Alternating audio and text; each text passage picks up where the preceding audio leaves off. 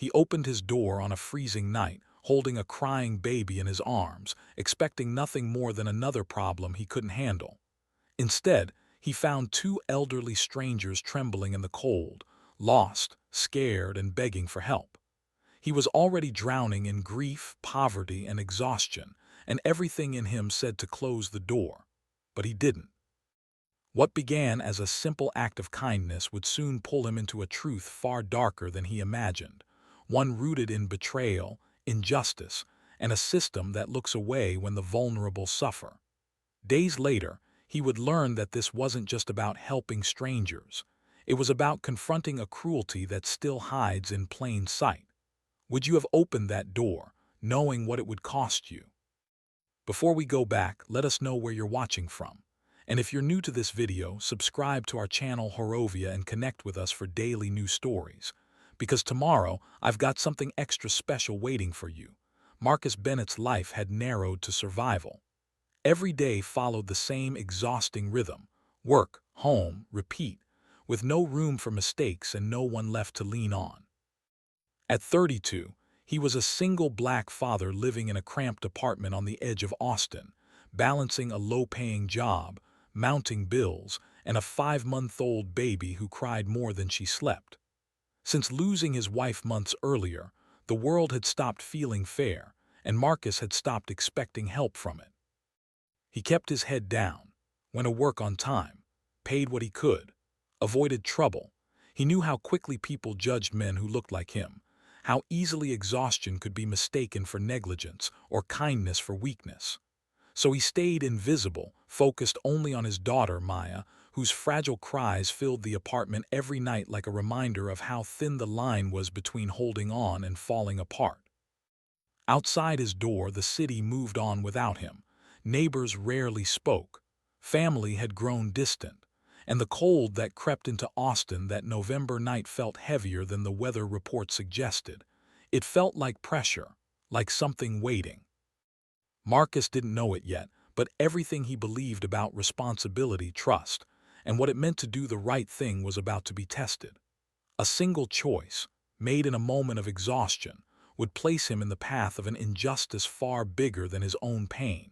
And once that door opened, there would be no going back. What began as a quiet night of survival quickly turned into something heavier, something Marcus could feel tightening around his chest. Letting the elderly couple inside didn't bring relief, it brought risk. The moment the door closed behind them, Marcus felt it.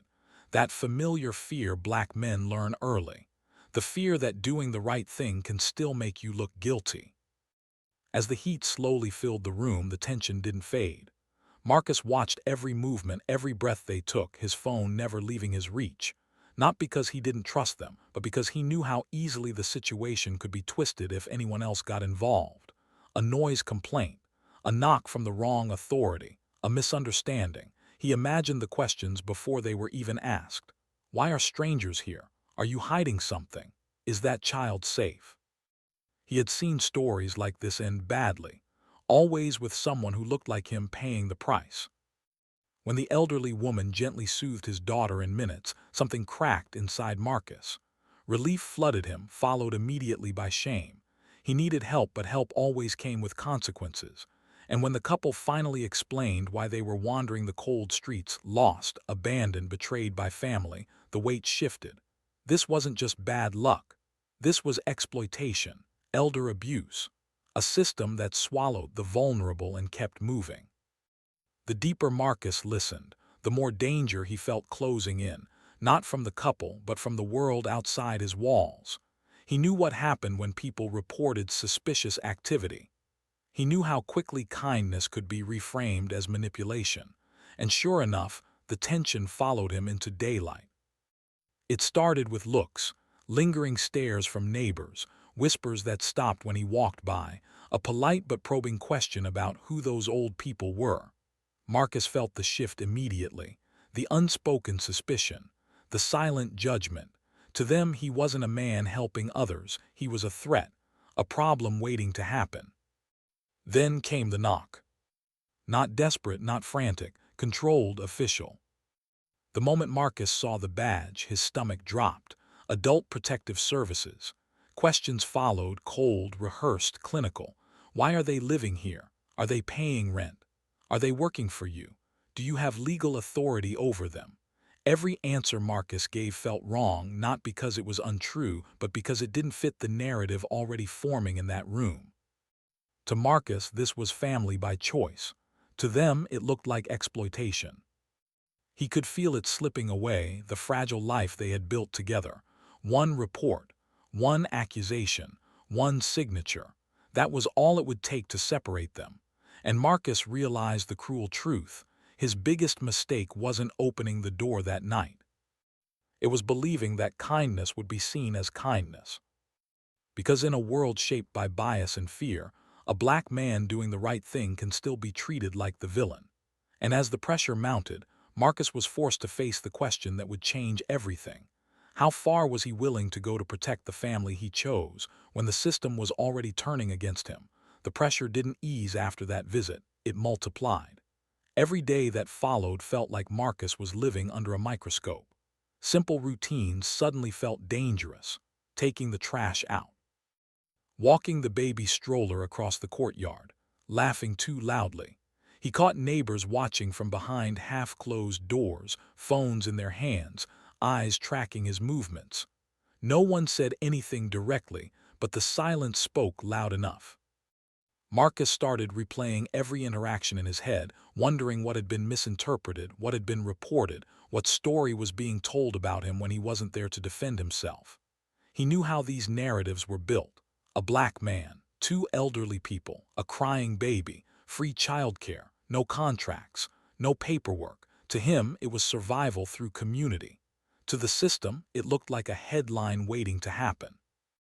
The fear wasn't dramatic, it was slow and suffocating. It crept in when he left for work, wondering if he'd come home to an empty apartment. It followed him through meetings, where his focus drifted and his hands shook as he imagined officials deciding his life without him in the room. One call could cost him his job. Another could cost him custody of his daughter. And the cruelest part was knowing he'd done nothing wrong. Harold and Catherine felt it too. They tried to make themselves smaller, quieter. They whispered instead of speaking, cleaned constantly as if perfection could protect them. Catherine flinched every time someone knocked. Harold stopped going outside altogether. They had already been robbed once by someone who claimed to love them. Now they feared being taken again, this time by people who claimed to be helping. Marcus considered backing out.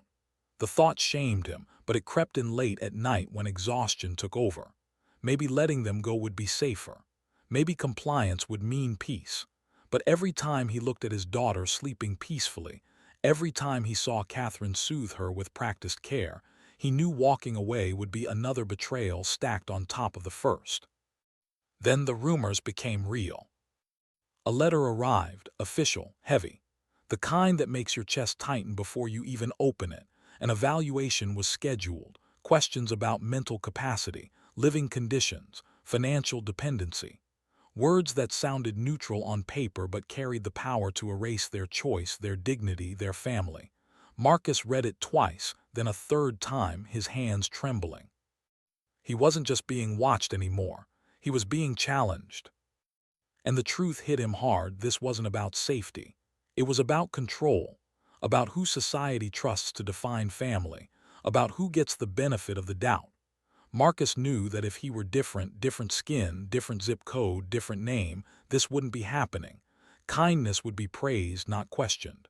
Help would be called generosity, not exploitation. The rising anger surprised him. It burned hotter than fear.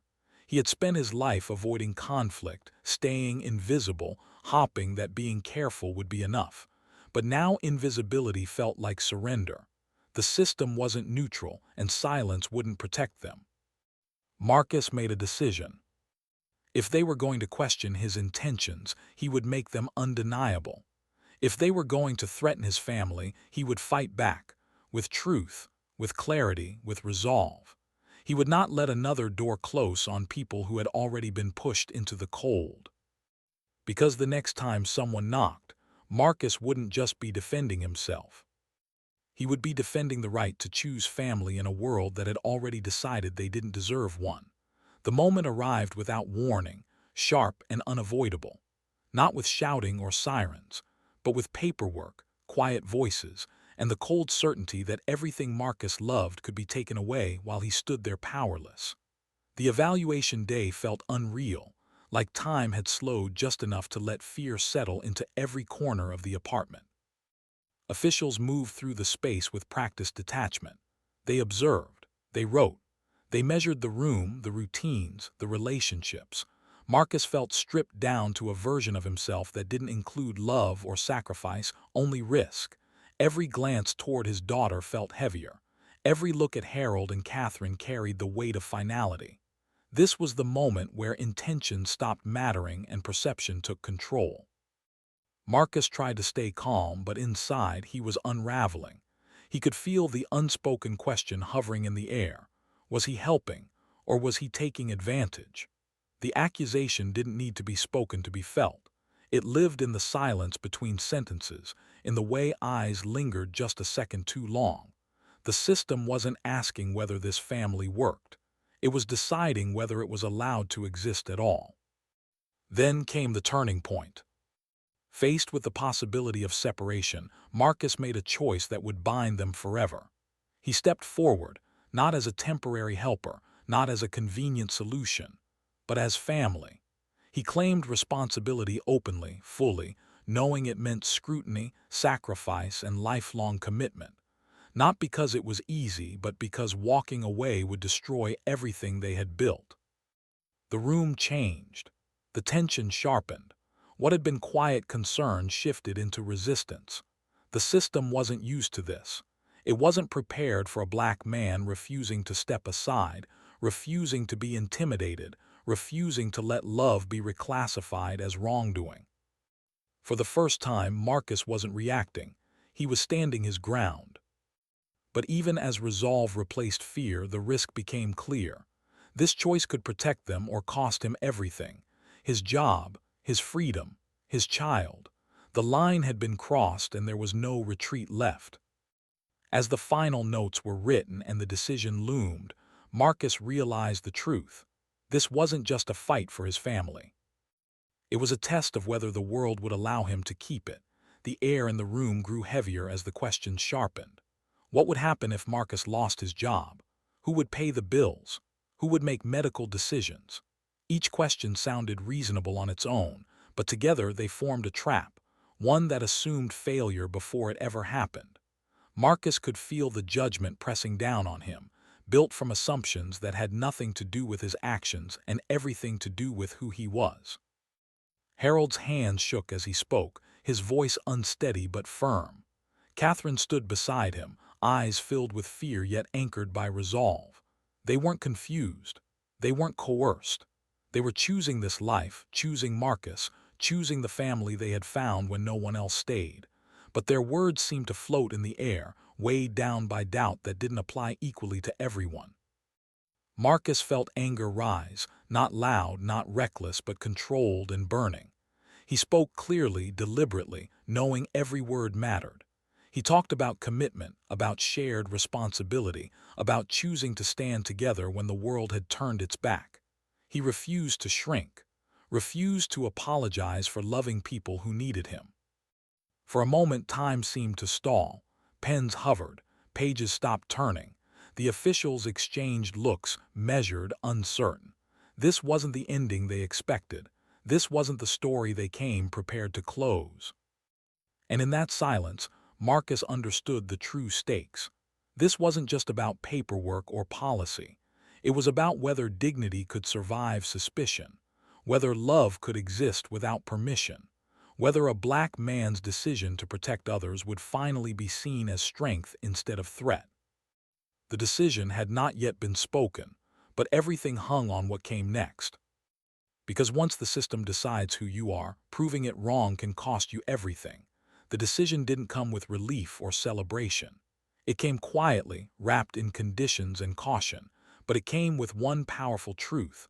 Marcus and the family he chose were allowed to stay together. Not because the system finally understood love, but because it could no longer deny consent, clarity, and resolve. The paperwork closed the case, but it didn't erase the damage left behind. Life didn't suddenly become easy. Marcus still worked long hours, bills still arrived. The weight of being watched didn't disappear overnight, but something had changed inside him. Fear no longer dictated his choices. He had faced the worst, being misjudged, doubted, nearly torn apart, and he was still standing.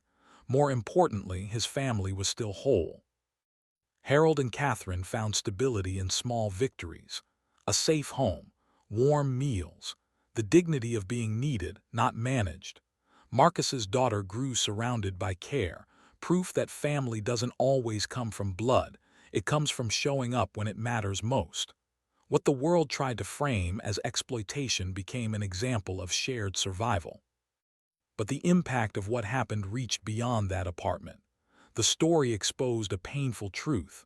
When black men act with compassion, their motives are often questioned. When they step up, they're seen as risks instead of protectors. Systems built to help can become tools of harm when bias decides who deserves trust. This wasn't just Marcus's story. It's the story of countless families forced to prove their humanity under scrutiny others never face. Stories that don't always end this way. Stories that often go unheard. So the question isn't whether Marcus did the right thing. The real question is this: how many people are punished for doing the right thing before we finally change what justice looks like?